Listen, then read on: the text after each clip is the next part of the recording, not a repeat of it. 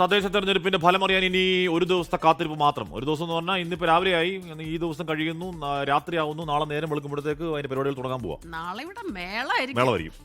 അപ്പോൾ എന്ന് പറഞ്ഞു കഴിഞ്ഞാൽ ഇത് കേവലം ഒരു തദ്ദേശ തെരഞ്ഞെടുപ്പല്ല, അത് തൊട്ടടുത്ത് വരാൻ പോകുന്ന നിയമസഭാ തെരഞ്ഞെടുപ്പിന്റെ ഡ്രസ് റിഹേഴ്സൽ സെമിഫൈനൽ എന്നൊക്കെ വിശേഷിപ്പിക്കപ്പെട്ട തെരഞ്ഞെടുപ്പാണ്. ഈ തെരഞ്ഞെടുപ്പിൽ ജയം തോൽവിയൊക്കെ സാധാരണ ഒരു തദ്ദേശ തെരഞ്ഞെടുപ്പിനേക്കാൾ മുന്നണികൾക്ക് അതിനിർണായകമാണ്. നാളെ രാവിലെ 8 മണിയോടെ സംസ്ഥാനത്തെ 244 കേന്ദ്രങ്ങളിൽ വോട്ടെണ്ണൽ ആരംഭിക്കും. 73.56% പോളിംഗ് ആണ് രേഖപ്പെടുത്തിയത്. പോളിംഗ് ശതമാനത്തിലെ കുറവ് ഫലത്തെ ബാധിക്കില്ല എന്നാണ് മുന്നണികളുടെ പ്രതീക്ഷ. ഷഫീദ് റാവുത്തർ, വിപിൻ സി വിജയൻ, ഷഹദ് റഹ്മാൻ എന്നിവർ ഏറ്റവും പുതിയ വിവരങ്ങളുമായി ചേരുന്നുണ്ട്. ഷഫീദിലെ കാണാം. Shafeed, good morning. അപ്പോൾ ഈ പോളിംഗ് ശതമാനത്തിൽ കുറവ് എന്ന് പറഞ്ഞാൽ പോളിംഗ് ശതമാനത്തിൽ കുറവുണ്ടായി എന്ന് പറഞ്ഞാൽ 15 വർഷത്തിനിടയിലെ കുറഞ്ഞ പോളിംഗ് ശതമാനമാണെന്ന് പറയുമ്പോൾ പോലും ഒരു 3/4 ലക്ഷത്തോളം വോട്ടുകൾ അധികം രേഖപ്പെടുത്തുന്നതാണ് പറയുന്നത്. ഇപ്പോൾ പോളിംഗ് ശതമാനത്തിലെ കുറവ്, ഇപ്പോൾ വോട്ടുകൾ അധികം രേഖപ്പെടുത്തുന്നു പറയുമ്പോൾ പോലും ആ ശതമാനത്തിലെ കുറവിനെ മുന്നണികൾ കാണുന്നത് എങ്ങനെയാണ്? ഏതെങ്കിലും തരത്തിലൊരു തരംഗം ഇല്ല എന്നൊരു വ്യാഖ്യാനം അത് നൽകുന്നുണ്ടോ Shafeed? Good morning.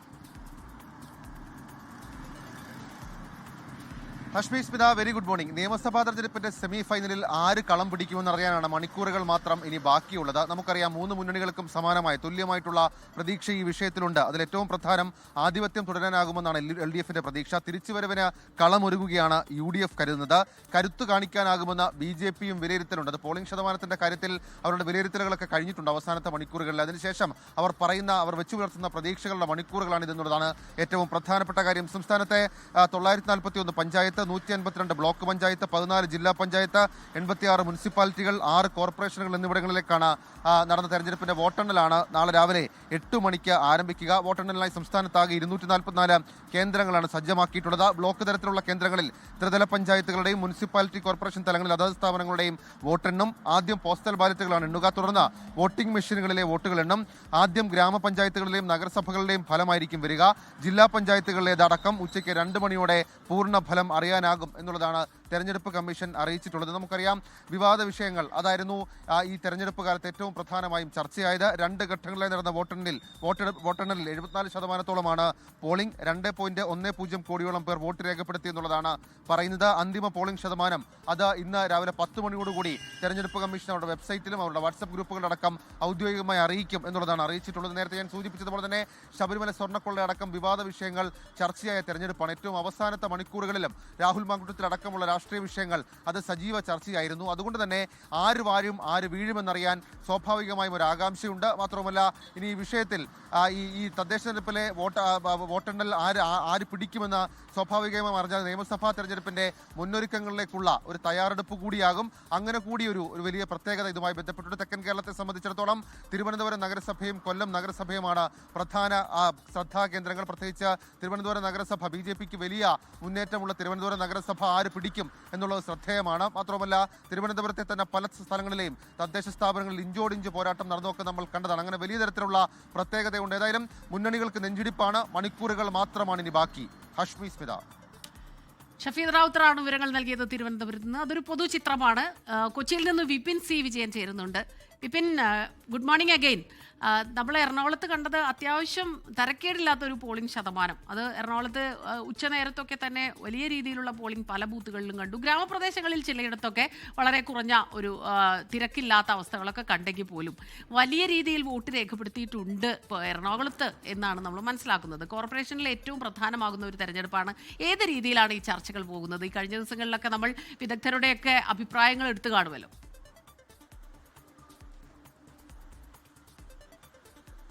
Good morning Smitha. മധ്യ കേരളത്തിന്റെ മനസ്സാർക്കൊപ്പം എന്നറിയാൻ ഇനി മണിക്കൂറുകൾ മാത്രമാണ് ഉള്ളത്.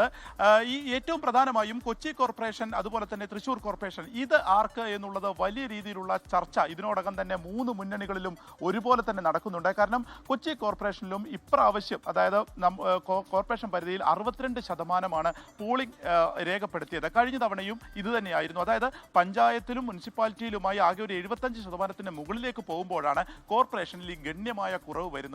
ഇപ്പോഴും അത് അതുപോലെ തന്നെ നിൽക്കുന്നു എന്നുള്ളതാണ് ഇപ്രാവശ്യം എടുത്തു പറയേണ്ടത്. അപ്പോൾ കഴിഞ്ഞ തവണ അത് LDF നേടി, വിമതരുടെ ഒരു ബലത്തിൽ കൂടി LDFനായിരുന്നു ഭരണം എന്നുണ്ടെങ്കിൽ അത് തിരിച്ചു പിടിക്കുക എന്നുള്ളതിന് കൊണ്ടുപിടിച്ച ശ്രമം UDFന്റെ ഭാഗത്തുനിന്നുണ്ടായിരുന്നു. പ്രതിപക്ഷ നേതാവായിരുന്നു അതിന് നേതൃത്വം നൽകിയത്.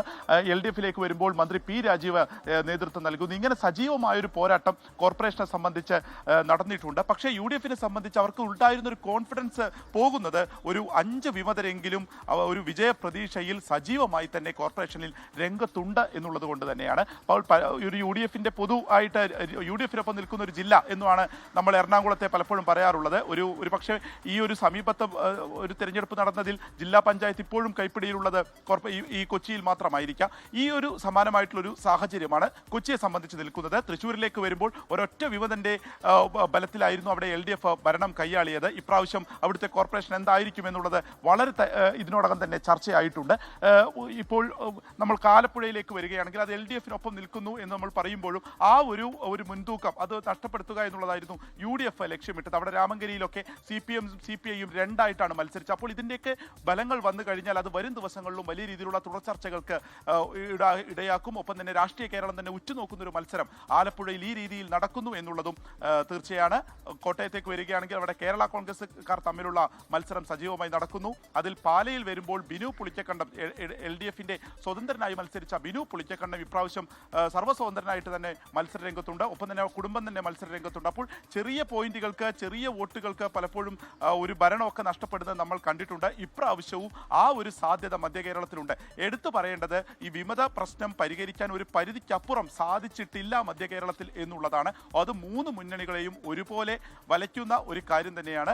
ഒപ്പം ഈ ഉള്ളിലുള്ള അതായത് UDFിലും LDFിലും ഒപ്പം തന്നെ NDAയിലും ഉള്ളിലുണ്ടായിരുന്ന അസ്വാരസ്യങ്ങളും ഒരു പരിധിക്കപ്പുറം പരിഹരിക്കപ്പെട്ടില്ല. അതുകൊണ്ട് തന്നെ വോട്ടിൻ ശതമാനം അത് എങ്ങോട്ടൊക്കെ ആരൊക്കെ മറഞ്ഞു എന്നുള്ളത് ഇനി വളരെ കുറച്ച് സമയത്തിനുള്ളിൽ തന്നെ നമുക്ക് അറിയാനും സാധിക്കും. Okay, thank U.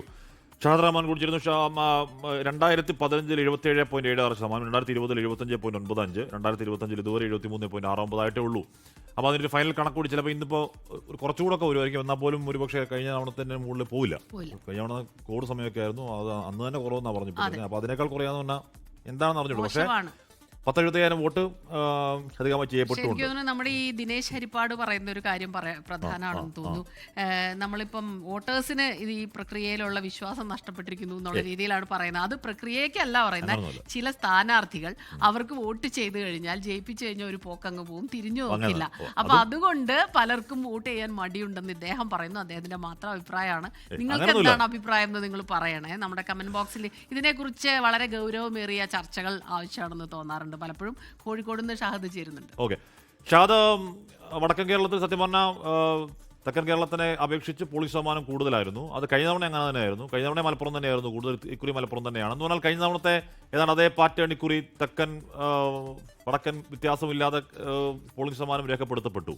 എന്താണ് മുന്നണികളുടെ അവസാനത്തെ പ്രതീക്ഷ? ശതമാനക്കണക്കിൽ മുന്നണികളുടെ പ്രതീക്ഷ എന്താണ്? കാര്യം ഇത് കേവലം ഒരു തദ്ദേശമല്ല, നിയമസഭാ തെരഞ്ഞെടുപ്പിന് തൊട്ട് മുമ്പുള്ള ഡ്രസ് റിഹേഴ്സലാണ്. Shahad, good morning.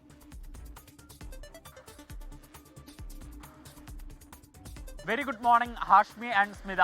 അതായത് ഇവിടേക്ക് വരുന്ന സമയത്ത് വലിയ ആവേശമാണ്. അതായത് നമുക്കറിയാം, പ്രചാരണ വേളയിലാകട്ടെ കുട്ടിക്കലാശമാകട്ടെ, ഏറ്റവും ഒടുവിൽ ഇന്നലെ തെരഞ്ഞെടുപ്പ് ദിനം, ജനം വിധി എഴുതിയ ദിനവും അത് ഏറ്റവും കൂടുതൽ ചർച്ച ചെയ്യപ്പെട്ടതും ഈ മേഖലയിലേക്ക്, പ്രത്യേകിച്ച് മലബാർ മേഖലയിലേക്കാണ്. അതിലെടുത്തു പറയേണ്ടത് മുൻ വർഷങ്ങൾ അപേക്ഷിച്ച് വലിയ പോളിംഗ് ഒന്നും രേഖപ്പെടുത്തിയിട്ടില്ലെങ്കിലും എന്നാലും സാമാന്യം ഭേദപ്പെട്ട പോളിംഗ് തന്നെയാണ് ഇന്നലെ രേഖപ്പെടുത്തിയിട്ടുള്ളത്. കോഴിക്കോട്ടേക്ക് വരുന്ന സമയത്ത് കോഴിക്കോട് 77% പോളിംഗ് ആണ് ഇന്നലെ രേഖപ്പെടുത്തിയിട്ടുണ്ടായിരുന്നത്. മലപ്പുറമാണ് ഏറ്റവും കൂടുതൽ പോളിംഗ് രേഖപ്പെടുത്തുകയും ചെയ്തിട്ടുണ്ടായിരുന്നത്. നമ്മൾ കാസർഗോഡ് മുതൽ ഇങ്ങ് പാലക്കാട് വരെ പരിശോധിക്കുകയാണെങ്കിൽ ഏറ്റവും കടുത്ത പോരാട്ടം നടന്നിട്ടുള്ളത് ഒന്ന് ഈ കോഴിക്കോടും ഒപ്പം തന്നെ പാലക്കാടുമാണ് എന്ന് നമുക്ക് എടുത്തു പറയേണ്ടി വരും. കാരണം പാലക്കാട് നമുക്കറിയാം വലിയ രീതിയിൽ ചർച്ച ചെയ്യപ്പെട്ട ഒരുപാട് വിഷയങ്ങളുണ്ട്. അതിനെ തുടർന്ന് ഏറ്റവും ഒടുവിൽ ഇന്നലെ രാഹുൽ മാങ്കൂട്ടത്തിന്റെ എൻട്രി അടക്കമുള്ള കാര്യങ്ങൾ ഇന്നലെ വലിയ രീതിയിൽ ചർച്ചയായി. കോഴിക്കോട്ടേക്ക് വരുന്ന സമയത്ത് കോഴിക്കോട് കോർപ്പറേഷൻ പിടിക്കുക എന്ന ഒറ്റ ഉദ്ദേശത്തോടു കൂടിയിട്ടാണ് CPMഉം UDFും ഇത്തവണ തെരഞ്ഞെടുപ്പിൽ കളം നിറഞ്ഞിട്ടുണ്ടായിരുന്നത്. അത് വീറും വാശിയും നിറഞ്ഞ പോരാട്ടമായിരുന്നു എന്ന കാര്യത്തിൽ യാതൊരുവിധ സംശയവുമില്ല. തുടക്കത്തിൽ വലിയ വിവാദങ്ങളൊക്കെ ഉണ്ടായിരുന്നു UDFിലെ മേയർ സ്ഥാനാർത്ഥിയുമായി ചൊല്ലി.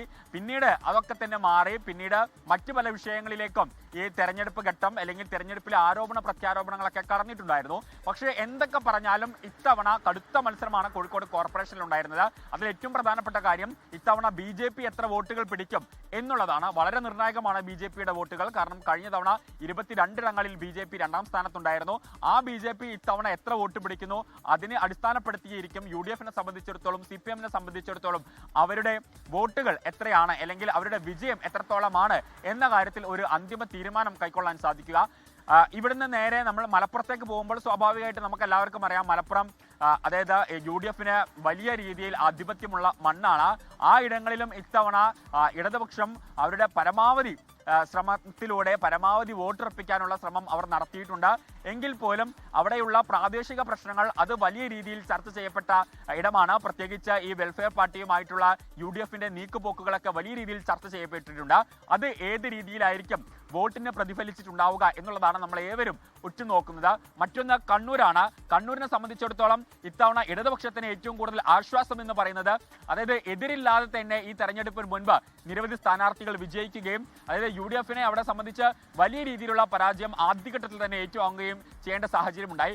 പക്ഷേ എങ്കിൽ പോലും കണ്ണൂർ കോർപ്പറേഷനിലാണ് ഇത്തവണ കടുത്ത പോരാട്ടം നടക്കുന്നത്. കാരണം കണ്ണൂർ കോർപ്പറേഷൻ എന്ന് പറയുമ്പോൾ ചരിത്രം പരിശോധിക്കുമ്പോൾ വളരെ ഏറ്റവും പുതിയ കോർപ്പറേഷനാണ് കണ്ണൂർ കോർപ്പറേഷൻ. പക്ഷേ ആ ഘട്ടത്തിൽ പോലും ഇത്തവണ ഈ തെരഞ്ഞെടുപ്പിൽ ഇടതുപക്ഷം ഈ കോർപ്പറേഷൻ പിടിച്ചടക്കാനുള്ള ശ്രമമാണ് നടത്തുന്നത് എന്നുള്ളതാണ്. മാത്രമല്ല ഏറ്റവും കൂടുതൽ വിമതരുള്ളതും ഈ കണ്ണൂരിലെ തെരഞ്ഞെടുപ്പുമായി ബന്ധപ്പെട്ടാണ് നമ്മൾ ഏറ്റവും കൂടുതൽ വിമതരുടെ വാർത്തകൾ കേൾക്കുകയും ചെയ്തിട്ടുണ്ടായിരുന്നത്. കാസർഗോഡിനെ സംബന്ധിച്ചിടത്തോളം ഏത് നിമിഷവും ഒരു അടിയൊഴുക്ക് പ്രതീക്ഷിക്കാവുന്ന ജില്ലയാണ് കാസർഗോഡ്. പക്ഷേ അവിടെയും ഏത് തരത്തിലായിരിക്കും വിധി എന്നുള്ളത് ആകാംക്ഷയോടെ നോക്കി കാണുകയാണ്.